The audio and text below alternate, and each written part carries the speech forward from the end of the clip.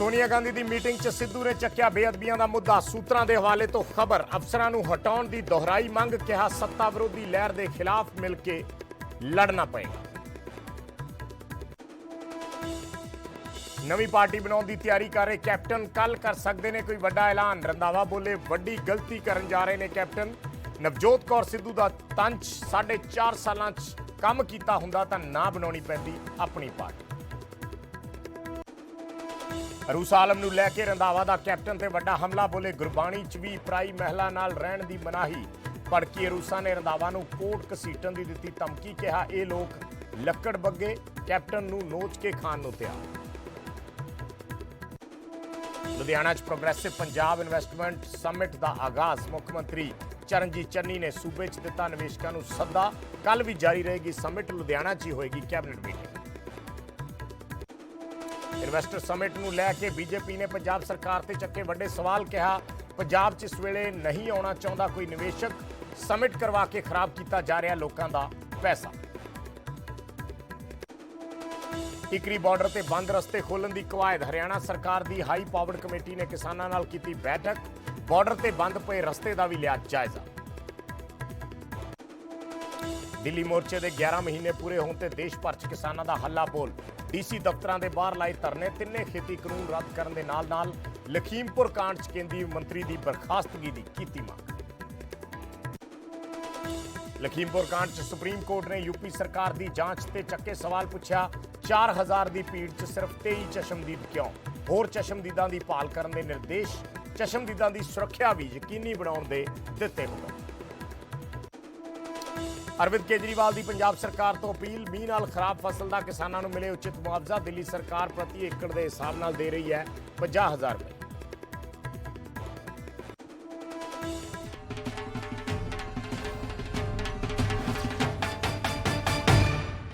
सत श्री अकाल। न्यूज़ 18 पंजाब हरियाणा हिमाचल देख रहे सारे दर्शकों का स्वागत है। मैं हाँ विजयपाल सिंह बराड़। सब तो पहला गल कांग्रेस की मीटिंग की। कांग्रेस की अज मीटिंग हुई है और नवजोत सिंह सिद्धू के तेवर बरकरार ने। दिल्ली दे विच सोनिया गांधी के नाल नवजोत सिंह सिद्धू की मीटिंग हुई है और नवजोत सिंह सिद्धू ने अज फिर बेअदबियां का मुद्दा चक्या है। और नाल दी नाल ये भी खबर आ रही है सोर्सेस तो कि नवजोत सिद्धू ने उन्हां अफसरां नूं हटाउण दी मंग एक बार मुड़ दोहराई है। जिहड़ा मुद्दा नवजोत सिंह सिद्धू पंजाब दे विच चक रहे सी, यानी डीजीपी ते पंजाब दे एडवोकेट जनरल दी नियुक्ति नूं लैके उन्हां अफसरां नूं हटाउण दी मंग दोहराई है। उन्होंने कहा है कि पंजाब दे विच अजे भी सत्ता विरोधी लहर चल रही है, इस करके सब नूं एकजुट होके लड़ना पएगा। यह गल नवजोत सिंह सिद्धू वालों अज की मीटिंग दे विच कही गई है। अज कांग्रेस वर्किंग कमेटी की मीटिंग सी दिल्ली दे विच और उस मीटिंग दे विच हिस्सा लैन नवजोत सिंह सिद्धू बतौर कांग्रेस प्रधान पंजाब कांग्रेस प्रधान पहुंचे सी। इलैक्शन के जिहड़े सूबे ने, इलैक्शन जिहड़े सूबियां दे विच होणियां ने, चोणां जिहड़े सूबियां च होणियां ने, उन्हां सूबियां दी यह मीटिंग सी। रवि सिसोदिया साडे पत्रकार दिल्ली तो जुड़े ने। रवि, जानना चाहेंगे कौन कौन सी बातें खास तौर पर पंजाब के कॉन्टेक्स्ट में विचारी गई हैं और क्या नवजोत सिंह सिद्धू ने एक बार फिर वही मुद्दे इस मीटिंग में उठाए? बिल्कुल, देखिए एक अहम बैठक बुलाई गई थी सोनिया गांधी की अध्यक्षता में, जो करीब 4.5 घंटे बैठक चली। उस बैठक के दौरान नवजोत सिंह सिद्धू ने ये कहा कि जो एंटी इनकमेंसी थी वो पहले के मुकाबले कम जरूर हुई, लेकिन वो माना उन्होंने कि एंटी इनकमेंसी है। दूसरी जो उन्होंने बात उठाई कि बेअदबी का जो मामला है उसका समाधान निकलना चाहिए। और अधिकारियों को लेकर सूत्रों ने बताया कि अधिकारियों को लेकर उन्होंने कहा कि अधिकारियों को हटाने की मांग की जा रही थी, उस पर हो सकता है जल्दी कोई ना कोई विचार कर लिया जाए। और जो सबसे अहम बात ये भी कही जा रही है कि कई प्रदेश अध्यक्षों ने भी इस बात को दोहराया कि पार्टी में डिसिप्लिन बहुत जरूरी है, क्योंकि जो बयानबाजी जिस तरह से बाहर आती रही है उसको लेकर भी कई प्रदेश अध्यक्ष ने ये कहा। और इशारा कहीं ना कहीं नवजोत सिंह सिद्धू की तरफ भी था, क्योंकि जिस तरह की बयानबाजी वो लगातार देते रहे हैं तो उस तरफ इशारा था कि पार्टी के अंदर डिसिप्लिन बहुत जरूरी है। अगर आपको अपनी कोई बात रखनी है तो पार्टी फोरम ही उचित फोरम है और पार्टी फोरम पर ही अपनी बात रखे। जहां तक नवजोत सिंह सिद्धू का सवाल है, नवजोत सिंह सिद्धू ने अपनी जो पुरानी मांग है वो मांग दोहराई है। हालांकि ये जरूर नवजोत सिंह सिद्धू ने कहा कि वहां पर अगर हम एकजुट होकर लड़ेंगे तो दोबारा हमारी सरकार वहां बन सकती है। जी, तो क्या नवजोत सिद्धू ने रवि मीडिया से कोई बात की है या ये अंदर जो स्पीच हुई सिर्फ उसी के चंक है? देखिए, सूत्रों के हवाले से खबर है। हालांकि मीडिया से जब मीडिया ने उनसे सवाल किया तो नवजोत सिंह सिद्धू ने कुछ भी नहीं बोला। बिना मीडिया से बात किए वो कांग्रेस मुख्यालय से चले गए थे। लेकिन सूत्रों ने बताया कि आज सिर्फ प्रदेश अध्यक्षों को बोलने का मौका दिया गया था। सभी प्रदेश अध्यक्ष ने अपनी बात रखी थी, अपने राज्य की बात रख रहे थे। और जब पंजाब का टर्न आया तो उस दौरान नवजोत सिंह सिद्धू ने भी अपनी पंजाब की बात रखी। उन्होंने बेअदबी का मामला फिर से दोहराया और कहा कि इस पे कार्रवाई हो रही है, लेकिन जो अधिकारियों को हटाने की बात थी उस पर कार्रवाई नहीं हो पाई थी। हालांकि जो सबसे अहम बात निकल के सामने आई थी वो एंटी इनकम्बेंसी की थी, क्योंकि नवजोत सिंह सिद्धू सूबे के प्रधान है, वहाँ के अध्यक्ष हैं, और ऐसे में अगर वो कहते हैं कि एंटी इनकम्बेंसी थी वो कम हो रही है तो उसका कहीं ना कहीं प्रतिकूल असर पड़ता है। तो इस बात को लेकर बाद उन्होंने जरूर दोहराया कि हमें एकजुट होना पड़ेगा, हमें साथ आने की जरूरत है, और अगर हम साथ आएंगे तब पंजाब में दूसरी बार भी कांग्रेस सरकार बन सकती है। तो रवि, क्या हाईकमान ने कोई रिएक्शन दिया है इस पे? देखिए, हाईकमान की तरफ से आज जब प्रदेश अध्यक्ष अपनी बात रख रहे थे उस दौरान हाईकमान की तरफ से कोई रिएक्ट नहीं किया जाता। सभी की बातें सुनी जा रही थी, सभी की नोटिंग बनाई जाती, सभी प्रदेश अध्यक्ष अपनी बात रख रहे थे। जिस तरह से नागालैंड के प्रदेश अध्यक्ष ने अपनी बात रखी और उन्होंने कहा था कि कई ऐसे अध्यक्ष हैं, कई ऐसे लीडर्स हैं जो पार्टी फोरम पर अपनी बात नहीं रखते। तो कहीं ना कहीं वो इशारा नवजोत सिंह सिद्धू की तरफ भी था, क्योंकि लगातार वो ट्विटर के जरिए अपनी सरकार को घेरते रहे। तो ऐसे में इस बात को लेकर भी कहा गया कि पार्टी में अनुशासन बहुत जरूरी है, अगर आपको अपनी बात रखनी है तो पार्टी फोरम पे ही रखें। जी ठीक है, शुक्रिया रवि इस जानकारी दे लई। ਤਾਂ ਰਵੀ ਸਿਸੋਦੀਆ ਸਾਡੇ ਸਹਿਯੋਗੀ ਜਿਨ੍ਹਾਂ ਨੇ ਇਸ ਸੋਰਸਿਸ ਦੇ ਹਵਾਲੇ ਨਾਲ ਇਹ ਜਾਣਕਾਰੀ ਦਿੱਤੀ ਹੈ, ਜੋ ਮੀਟਿੰਗ ਦੇ ਵਿੱਚ ਅੱਜ ਗੱਲਬਾਤ ਰੱਖੀ ਗਈ, ਕਿਉਂਕਿ ਮੀਟਿੰਗ ਦੇ ਵਿੱਚ ਬਹੁਤ ਸਾਰੇ ਆਗੂ ਮੌਜੂਦ ਸੀ, ਇਸ ਕਰਕੇ ਜਾਣਕਾਰੀ ਬਾਹਰ ਆਉਣਾ ਕੋਈ ਵੱਡੀ ਗੱਲ ਨਹੀਂ ਹੁੰਦੀ। ਨਵਜੋਤ ਸਿੰਘ ਸਿੱਧੂ ਨੇ ਖੈਰ ਮੀਡੀਆ ਨਾਲ ਕੋਈ ਗੱਲਬਾਤ ਨਹੀਂ ਕੀਤੀ, ਉਹ ਬਿਨਾਂ ਗੱਲਬਾਤ ਕੀਤੇ ਚਲੇ ਗਏ, ਪਰ ਮੀਟਿੰਗ ਦੇ ਅੰਦਰ ਜੋ ਕੁਝ ਉਹਨਾਂ ਨੇ ਕਿਹਾ, ਜੋ ਬੋਲਿਆ, ਉਸ ਦੇ ਵਿੱਚ ਮੁੱਖ ਤੌਰ ਤੇ ਜਿਹੜਾ ਮੁੱਦਾ ਸੀ ਇੱਕ ਬੇਅਦਬੀਆਂ ਦਾ ਮੁੱਦਾ ਔਰ ਇੱਕ ਅਫਸਰ ਜਿਹੜੇ ਉਹਨਾਂ ਨੇ ਇਤਰਾਜ਼ ਉਠਾਇਆ ਸੀ ਜਿਨ੍ਹਾਂ ਅਫਸਰਾਂ ਨੂੰ ਲਾਏ ਜਾਣ ਤੇ ਉਹ ਮੰਗ ਦੁਹਰਾਈ ਹੈ। ਔਰ ਉਹਨਾਂ ਨੇ ਕਿਹਾ ਹੈ ਕਿ ਐਂਟੀ ਇਨਕੰਬੈਂਸੀ ਹੈ ਪਾਰਟੀ ਦੇ ਪ੍ਰਤੀ ਪੰਜਾਬ ਦੇ ਵਿੱਚ, ਪਰ ਜੇ ਮਿਲ ਕੇ ਲੜਿਆ ਜਾਵੇ ਤਾਂ ਉਸ ਦੇ ਨਾਲ ਨਜਿੱਠਿਆ ਜਾ ਸਕਦਾ।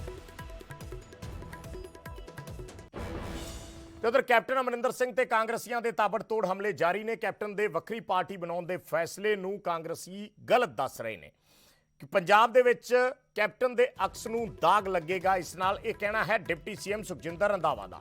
ਸੁਖਜਿੰਦਰ ਰੰਧਾਵਾ ਨੇ ਕਿਹਾ ਹੈ ਕਿ ਕੈਪਟਨ ਗਲਤੀ ਕਰ ਰਹੇ ਨੇ, ਲੋਕ ਕੈਪਟਨ ਤੋਂ 4.5 ਸਾਲਾਂ ਦਾ ਹਿਸਾਬ ਮੰਗਣਗੇ।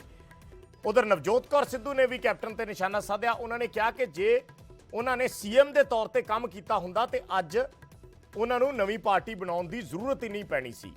ਉਹ ਕਹਿੰਦੇ ਪਹਿਲਾਂ ਤਾਂ ਕਿਸਾਨਾਂ ਦਾ ਮਸਲਾ ਨਹੀਂ ਚੁੱਕਿਆ, ਇਹ ਭਾਰਤ ਭੂਸ਼ਣ ਆਸ਼ੂ ਨੇ ਕਿਹਾ, ਔਰ ਨਾਲ ਦੀ ਨਾਲ ਦੂਜੇ ਆਗੂਆਂ ਨੇ ਵੀ ਕਿਹਾ ਕਿ ਜੇ ਕੈਪਟਨ ਨੇ ਕੰਮ ਕੀਤਾ ਹੁੰਦਾ ਤਾਂ ਫਿਰ ਅੱਜ ਇਹ ਨੌਬਤ ਨਾ ਆਉਂਦੀ। ਕੱਲ captain Amarinder Singh press conference ਕਰ ਰਹੇ ਨੇ, ਇਸ ਕਰਕੇ ਕਿਆਸ ਰਾਈਆਂ ਨੇ ਕਿ ਉਹ ਇਸ ਪ੍ਰੈਸ ਕਾਨਫਰੰਸ ਦੇ ਦੌਰਾਨ ਕੋਈ ਵੱਡਾ ਐਲਾਨ ਕਰ ਸਕਦੇ ਨੇ, ਨਵੀਂ ਪਾਰਟੀ ਬਣਾਉਣ ਦਾ ਐਲਾਨ ਕਰ ਸਕਦੇ ਨੇ, ਔਰ ਇਸ ਨੂੰ ਲੈ ਕੇ ਹੀ ਕਾਂਗਰਸ ਦੇ ਨੇਤਾਵਾਂ ਦੇ ਪ੍ਰਤੀਕਰਮ ਆਉਣੇ ਸ਼ੁਰੂ ਹੋ ਗਏ। अमरिंदर सिंह जी अपने इतने सालों के व्रत को, ये भी आप एक सिद्धांत पर रहते हैं तो व्रत है, वो कौमी एकता के सिद्धांत पर थे। अब जो लोग देश में असहिष्णुता फैलाने वाले हैं, जो हिंदू मुसलमान के नाम पर राजनीति करने वाले लोग हैं, जो लोग जो है लोगों के मन में उन्माद पैदा करके राजनीति करते हैं, जब उन लोगों के हाथ के खिलौना बनोगे तो इसका मतलब है जो इतने वर्षों का व्रत है आप उसको अपना खंडित कर रहे हो। तो अमरिंदर सिंह जी को बहुत गलत राय दी जा रही है या गलत समझ आ रही है। उनको पार्टी बनाने के बजाय कांग्रेस के साथ इतने साल मान लिया किसी पद पर नहीं रखा तो उस पार्टी को छोड़ा थोड़ी जाता है। क्या क्या जस्टिफिकेशन है अमरिंदर सिंह जी के पास कि जिस पार्टी ने 9.5 साल आपको मुख्यमंत्री बनाया उसको आप छोड़ रहे? को किसी ने नहीं रोकया जा सकता कि उन्हें किस पार्टी ਦੇ ਵਿੱਚ ਰਹਿਣਾ ਔਰ ਕਿਸ ਪਾਸੇ ਜਾਣਾ। ਇਹ ਅਗਲੇ ਦੀ ਇੰਡੀਵਿਜੂਅਲ ਜਿਹੜੀ ਉਹਨਾਂ ਦੀ ਆਪਣੀ ਕੈਪੈਸਿਟੀ ਆ।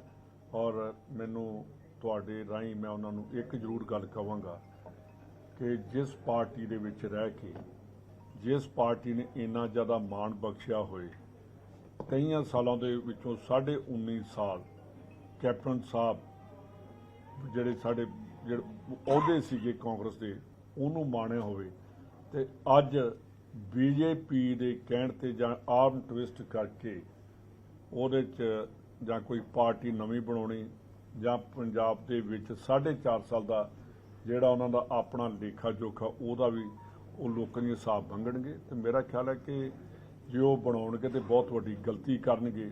ਔਰ ਜਿਹੜਾ ਉਹਨਾਂ ਦਾ ਇੱਕ ਚਿਹਰਾ ਸੀ ਪੰਜਾਬ ਦੇ ਵਿੱਚ, ਉਹ ਚਿਹਰੇ ਦੇ ਉੱਤੇ ਦਾਗ ਜ਼ਰੂਰ ਲੱਗੇਗਾ। ਮੇਰਾ ਖਿਆਲ ਪੰਜਾਬ ਦੀ ਜਨਤਾ ਬੜੀ ਸਿਆਣੀ ਹੈ ਜੀ। ਪਿਛਲੇ 1.25 ਸਾਲ ਤੋਂ ਸੀਐਮ ਸਾਹਿਬ, ਪੁਰਾਣੇ ਸਾਬਕਾ ਸੀਐਮ ਸਾਹਿਬ ਦਿੱਲੀ ਜਾਂਦੇ ਹੀ ਨਹੀਂ। ਹੁਣ ਹਰ ਹਫਤੇ ਹੀ 2-2 ਦਿਨ ਉੱਥੇ ਲਾ ਕੇ ਆਉਂਦੇ ਨੇ। ਇਹੀ ਦਿਨ ਜੇ ਕਿਸਾਨਾਂ ਦੇ ਹੱਕ 'ਚ ਪਹਿਲਾਂ ਲਾਏ ਹੁੰਦੇ ਤਾਂ ਸ਼ਾਇਦ ਇੱਥੇ ਚੇਂਜ ਹੀ ਨਾ ਆਉਂਦੀ। ਚੇਂਜ ਹੀ ਇਸ ਕਰਕੇ ਆਈ ਵੀ ਕਿਤੇ ਨਾ ਕਿਤੇ ਅਸੀਂ ਜੋ ਪਬਲਿਕ ਦੀ ਡਿਮਾਂਡ ਸੀ ਉਹ ਪੂਰੀ ਕਰਨ ਦੇ ਵਿੱਚ ਕਿਤੇ ਨਾਕਾਮਯਾਬ ਹੋ ਰਹੇ ਸੀਗੇ। ਤੋ ਬਾਕੀ ਦੇਖ ਲੈਂਦੇ ਆ, ਹਰ ਬੰਦੇ ਨੂੰ ਹੱਕ ਹੈ। ਮੈਂ ਤਾਂ ਕਿਹਾ ਜਿਹੜਾ ਬੰਦਾ ਹੁਣ 4.5 ਸਾਲ ਪਹਿਲਾਂ ਬਾਹਰ ਨਿਕਲਿਆ ਨਹੀਂ, ਉਹਨੂੰ ਸਡਨਲੀ ਜਦੋਂ ਕਹਿਤਾ ਵੀ ਤੁਸੀਂ ਆਰਾਮ ਕਰ ਲਓ, ਉਦੋਂ ਉਹਨਾਂ ਨੂੰ ਯਾਦ ਆ ਗਿਆ ਮੈਂ ਪਾਰਟੀ ਬਣਾ ਲਾਂ। ਪਾਰਟੀ ਤਾਂ ਆਲਰੇਡੀ ਉਹਨਾਂ ਕੋਲ ਸੀਗੀ। ਸੋ ਜੇ ਪਾਰਟੀ ਦਾ ਕੰਮ ਕਰਨਾ ਸੀਗਾ ਤੇ 4.5 ਸਾਲ ਕੰਮ ਕਰ ਲੈਂਦੇ। ਹੁਣ ਉਸ ਤੋਂ ਬਾਅਦ ਵੀ ਤਾਂ ਬਾਕੀ ਲੋਕ ਕੰਮ ਕਰ ਹੀ ਰਹੇ ਆ ਨਾ। ਪਰ ਮੈਡਮ ਕਾਰਨ ਕੀ ਹੈ ਕਿ ਨਵਜੋਤ ਸਿੰਘ ਸਿੱਧੂ ਦੀ ਦੂਰੀਆਂ ਕਰਕੇ ਹੀ ਕੈਪਟਨ ਅਮਰਿੰਦਰ ਸਿੰਘ ਬਾਹਰ ਹੋਏ? ਨਹੀਂ, ਬਿਲਕੁਲ ਐ ਨਹੀਂ ਹੁੰਦਾ। ਤੁਹਾਨੂੰ ਵੀ ਪਤਾ ਹੈ ਵੀ 3 ਵਾਰ ਐਡੀ ਵੱਡੀ ਡਿਸੀਜਨ ਲੈਣ ਲਈ 3 ਵਾਰ ਸਾਰੇ ਐਮਐਲਏਜ਼ ਨੂੰ ਬੁਲਾਇਆ ਗਿਆ। 99% ਐਮਐਲਏਜ਼ ਨੇ ਕਿਹਾ ਕਿ ਸਾਨੂੰ ਇਹਨਾਂ ਨੂੰ ਉਤਾਰ ਦਿਓ, ਨਹੀਂ ਤਾਂ ਅਸੀਂ ਹਾਰ ਜਾਾਂਗੇ। ਸਾਡਾ ਆਉਣ ਵਾਲੀ ਇਲੈਕਸ਼ਨਸ ਕੋਈ ਵਜੂਦ ਨਹੀਂ ਰਹਿਣਾ, ਕਿਉਂਕਿ ਸਾਡੇ ਕੋਲ 4.5 ਸਾਲ ਜੋ ਅਸੀਂ ਵਾਅਦੇ ਕੀਤੇ ਸੀ ਉਹਨਾਂ ਚੋਂ ਅਸੀਂ ਕੋਈ ਵੀ ਪੂਰੇ ਨਹੀਂ ਕਰ ਸਕੇ। ਜੇ ਇੰਨਾ ਸ਼ੌਕ ਸੀਗਾ ਤਾਂ ਪਹਿਲਾਂ ਕੰਮ ਕਰ ਲੈਂਦੇ, ਪਹਿਲਾਂ ਵਾਅਦੇ ਪੂਰੇ ਕਰ ਲੈਂਦੇ, ਤਾਂ ਕਿ ਅਸੀਂ ਤਾਂ ਆਪ ਚਾਹੁੰਦੇ ਸੀ ਵੀ ਆਰਾਮ ਨਾਲ ਬੈਠੇ ਬੈਠੇ ਸੀਐਮ ਬਣ ਜਾਣ। ਕੌਣ ਨਹੀਂ ਸੀ ਚਾਹੁੰਦਾ ਵੀ ਜਿਹੜਾ ਸੀਐਮ ਹੈ ਉਹੀ ਸੀਐਮ ਕੰਟੀਨਿਊ ਕਰ ਲੇ। ਪਰ ਜੋ ਕੰਮ ਹੈ, ਜੋ ਵਾਅਦੇ ਹੈ, ਉਹ ਤਾਂ ਤੇ ਉਧਰ ਮੁੱਦਾ ਅਰੂਸਾ ਆਲਮ ਦਾ ਵੀ ਲਗਾਤਾਰ ਗਰਮਾਇਆ ਹੋਇਆ ਔਰ ਬਿਆਨਬਾਜ਼ੀ ਅਰੂਸਾ ਆਲਮ ਦੇ ਮੁੱਦੇ ਤੇ ਵੀ ਚੱਲ ਰਹੀ ਹੈ। ਅੱਜ ਸੁਖਜਿੰਦਰ ਰੰਧਾਵਾ ਨੇ ਫਿਰ ਬਿਆਨ ਦਿੱਤਾ ਔਰ ਅਰੂਸਾ ਆਲਮ ਵੱਲੋਂ ਵੀ ਨਿਊਜ਼ 18 ਨਾਲ ਗੱਲਬਾਤ ਦੌਰਾਨ ਉਸ ਤੇ ਪ੍ਰਤੀਕਰਮ ਦਿੱਤਾ ਗਿਆ। ਰੰਧਾਵਾ ਨੇ ਅਰੂਸਾ ਨਾਲ ਰਿਸ਼ਤੇ ਨੂੰ ਲੈ ਕੇ ਕੈਪਟਨ ਨੂੰ ਘੇਰਿਆ ਔਰ ਉਹਨਾਂ ਨੇ ਕਿਹਾ ਕਿ ਗੁਰਬਾਣੀ 'ਚ ਵੀ ਪਰਾਈ ਔਰਤ ਨਾਲ ਰਹਿਣਾ ਗਲਤ ਦੱਸਿਆ ਗਿਆ ਹੈ। ਸੁਖਜਿੰਦਰ ਰੰਧਾਵਾ ਵੱਲੋਂ ਇਹ ਗੱਲ ਕਹੀ ਗਈ।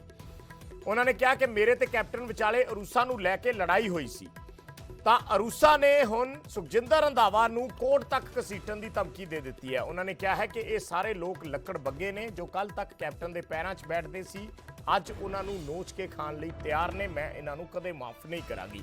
ਇਹ ਗੱਲ ਨਿਊਜ਼ 18 ਨਾਲ ਗੱਲਬਾਤ ਦੌਰਾਨ ਅਰੂਸਾ ਆਲਮ ਵੱਲੋਂ ਕਹੀ ਗਈ। ਮੇਰੀ ਕੈਪਟਨ ਸਾਹਿਬ ਦੇ ਨਾਲ ਲੜਾਈ ਇਸੇ ਗੱਲ ਦੀ ਹੁੰਦੀ ਸੀ ਕਿ ਆਪਾਂ ਇਹ ਪੰਜਾਬ ਤੇ ਜਿਹੜੇ ਲੋਕ ਨੇ, ਪੰਜਾਬੀ ਜਿਹੜੇ ਨੇ, ਉਹ ਇਹ ਚੀਜ਼ਾਂ ਪਸੰਦ ਨਹੀਂ ਕਰਦੇ। ਤੇ ਵੈਸੇ ਵੀ ਸਾਡੀ ਗੁਰਬਾਣੀ ਦੇ ਵਿੱਚ ਗੁਰੂ ਸਾਹਿਬ ਨੇ ਵੀ ਪਰ ਔਰਤ ਦੇ ਨਾਲ ਜਿਹੜਾ ਸੰਗ ਹੈ ਉਹਨੂੰ ਬਹੁਤ ਮਾੜਾ ਕਿਹਾ। ਮੈਂ ਆਪਣੇ ਗੁਰੂ ਦੇ ਕਹਿਣ ਤੇ ਚੱਲਦਾ ਤੇ ਆ ਮੇਰੇ ਲਾਗੇ ਬੈਠੇ ਨੇ ਕਿੱਕੀ ਹੋਣੇ ਵੀ ਤੇ ਅਮਰੀਕਾ ਵਾਲੇ ਵੀ ਬੈਠੇ ਨੇ, ਇਹਨਾਂ ਨੂੰ ਵੀ ਪਤਾ ਕਿ ਮੇਰੀ ਅਮਰੀਕਾ ਦੇ ਵਿੱਚ ਵੀ ਇਸੇ ਲੇਡੀ ਤੋਂ ਲੜਾਈ ਹੋ ਗਈ ਸੀ ਤੇ ਔਰ ਮੇਰੇ ਤੇ ਕੈਪਟਨ ਅਮਰਿੰਦਰ ਸਿੰਘ ਦੇ ਬਹੁਤ ਡਿਫਰੈਂਸਿਸ ਆ ਗਏ ਸੀ। ਬਾਅਦ ਚ ਇਹਨਾਂ ਕੋਲ ਹੀ ਪੁੱਛ ਲਓ, ਦੋਨੋਂ ਇਹਨੇ ਜਿਹੜੇ ਅਮਰੀਕਾ ਦੇ ਵਿੱਚ ਫੰਕਸ਼ਨ ਕਰਾਉਣ ਵਾਲੇ ਨੇ, ਉਸ ਵੇਲੇ ਮੇਰੇ ਬੀਬੀ ਅਰੂਸਾ ਤੋਂ ਬਹੁਤ ਜ਼ਿਆਦਾ ਡਿਫਰੈਂਸਿਸ ਬਾਹਰ ਜਾ ਕੇ ਵੀ ਆਏ ਸੀ ਕਿ ਆਪਾਂ ਲੋਕਾਂ ਨੂੰ ਕੀ ਮੈਸੇਜ ਦੇ ਕੇ ਚੱਲੇ ਆ। ਇਸ ਕਰਕੇ ਇਹ ਤੇ ਰੂਲ ਆਊਟ ਕਰ ਦਿਓ ਕਿ ਮੇਰੀ ਕਦੇ ਵੀ ਉਹਨਾਂ ਦੇ ਨਾਲ ਇਸ ਚੀਜ਼ ਤੇ ਸਹਿਮਤੀ ਬਣੀ। ਤਾਂ ਅਰੂਸਾ ਆਲਮ ਵੱਲੋਂ ਜੋ ਨਿਊਜ਼ 18 ਨਾਲ ਗੱਲਬਾਤ ਕੀਤੀ ਗਈ ਉਸ ਦੇ ਵਿੱਚ ਅਰੂਸਾ ਆਲਮ ਨੇ ਸਪਸ਼ਟੀਕਰਨ ਦਿੱਤਾ ਕਿ ਮੇਰਾ ਆਈਐਸਆਈ ਦੇ ਨਾਲ ਕੋਈ ਸਬੰਧ ਨਹੀਂ ਹੈ। ਪਾਕਿਸਤਾਨ ਦੀ ਖੁਫੀਆ ਏਜੰਸੀ ਆਈਐਸਆਈ ਜਿਸ ਨਾਲ ਸਬੰਧ ਹੋਣ ਦੇ ਚਰਚੇ ਅਰੂਸਾ ਆਲਮ ਦੇ ਰਹਿੰਦੇ ਨੇ, ਉਹਨਾਂ ਨੇ ਕਿਹਾ ਕਿ ਮੇਰਾ ਆਈਐਸਆਈ ਨਾਲ ਕੋਈ ਸਬੰਧ ਨਹੀਂ ਹੈ। ਦੁਨੀਆ ਦੇ ਸਭ ਤੋਂ ਵੱਡੇ ਲੋਕਤੰਤਰ 'ਚ ਇੱਕ ਔਰਤ ਨੂੰ ਬਦਨਾਮ ਕੀਤਾ ਜਾ ਰਿਹਾ ਹੈ। ਉਹਨਾਂ ਨੇ ਕਿਹਾ ਕਿ ਦੁੱਖ ਹੁੰਦਾ ਹੈ ਕਿ ਮੇਰੀ ਫੋਟੋ ਵਾਰ-ਵਾਰ ਸ਼ੇਅਰ ਕੀਤੀ ਜਾ ਰਹੀ ਹੈ। ਮੇਰੇ ਵੀ ਬੱਚੇ ਨੇ, ਮੇਰਾ ਵੀ ਪਰਿਵਾਰ ਹੈ, ਮੇਰੇ ਵੀ ਦੋਸਤ ਨੇ। ਮੈਨੂੰ ਮਾਣ ਹੈ ਕਿ ਕੈਪਟਨ ਅਮਰਿੰਦਰ ਸਿੰਘ ਨੇ ਪੂਰੀ ਦੁਨੀਆ 'ਚ ਮੈਨੂੰ ਦੋਸਤ ਵਜੋਂ ਕਬੂਲ ਕੀਤਾ। ਜੋ ਅੱਜ ਇਹਨਾਂ ਦੇ ਦੁਸ਼ਮਣ ਨੇ ਉਹ ਕੱਲ ਤੱਕ ਇਹਨਾਂ ਦੇ ਪੈਰਾਂ 'ਚ ਬੈਠਦੇ ਸੀ। ਅਰੂਸਾ ਆਲਮ ਨੇ ਕਿਹਾ ਕਿ ਰੰਧਾਵਾ, ਬਾਜਵਾ ਅਤੇ ਬਾਕੀ ਲੋਕ ਲੱਕੜ ਬੱਗੇ ਨੇ ਤੇ ਮੈਂ ਇਹਨਾਂ ਨੂੰ ਕਦੇ ਮਾਫ ਨਹੀਂ ਕਰਾਂਗੀ। ਮੈਂ ਇਹਨਾਂ ਨੂੰ ਹੋ ਸਕਿਆ ਤਾਂ ਕੋਰਟ ਤੱਕ ਵੀ ਘਸੀਟਾਂਗੀ। ਇੱਕ ਛੋਟਾ ਜਿਹਾ ਕਮਰਸ਼ੀਅਲ ਬ੍ਰੇਕ, ਜਲਦ ਵਾਪਸ ਆਉਣੇ ਆ।